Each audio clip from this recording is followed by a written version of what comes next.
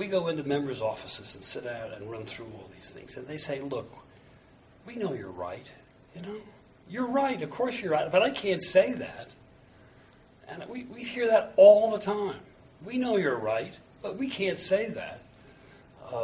And so we think we're on the right track, and at some point, things are going to get bad enough that there will be somebody who will grit his teeth or her teeth and stand up and make the case. And I think when that happens, little by little, people are going to say, well, you know, I wouldn't mind getting a tax cut. I wouldn't mind saving $300 or $400 a year off my food bill. That's not so bad.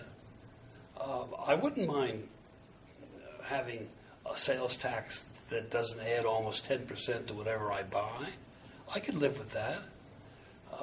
So we're working towards that day. But it is a political leadership issue. There has to be somebody who understands the issue, who's got the charisma and the guts to stand up and say, wait a second, everybody, you know, it's time to look at reality and stop talking about this conventional view that it's absolutely impossible.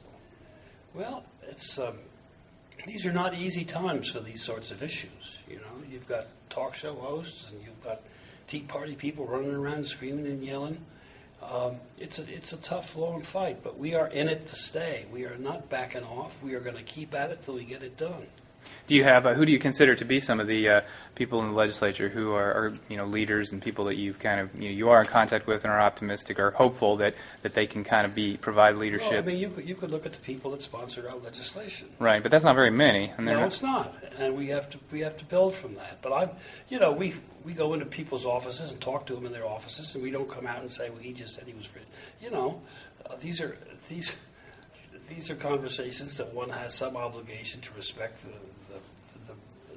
the nature of the conversation, and but I'm saying in more often times than you would think, we have folks say the facts are clear. You guys are right, but it just isn't. The time isn't right, or I just couldn't do it in my district.